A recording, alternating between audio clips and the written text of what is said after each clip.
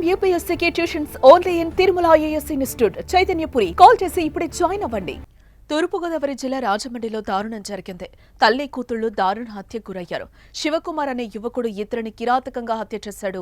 ప్రేమ వ్యవహారం కారణంగానే యువతితో పాటు ఆమె తల్లిని కూడా కత్తితో పొడిచి ప్రాణాలు తీశాడు. ఏలూరుకు చెందిన ఎండీ సల్మాన్ కుటుంబం కొద్ది నెలల క్రితం రాజమహేంద్రవరానికొచ్చి నివాసం ఉంటుంది. హుక్కుంపేట పంచాయతీ పరిధిలోని డి బ్లాక్ లో ఓ అద్దె ఇంట్లో ఉంటున్నారు. 3 ఏళ్ల కిందట సల్మాన్ భర్త చనిపోవడంతో ఒక్కగానొక్క కుమార్తెతో సానియా జీవనం సాగిస్తోంది.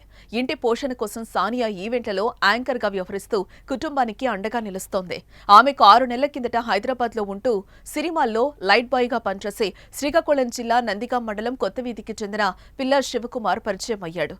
6 నెలల కిందట సామర్లకోట వద్ద జరిగిన ఓ ఈవెంట్లో వారి మధ్య పరిచయం ఏర్పడి అది ప్రేమగా మారింది.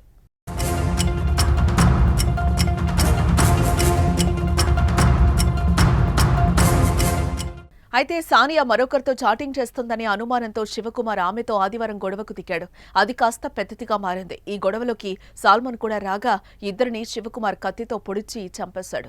అనంతరం ఇంటికి తాళం వేసి అక్కడి నుంచి పరారయ్యాడు.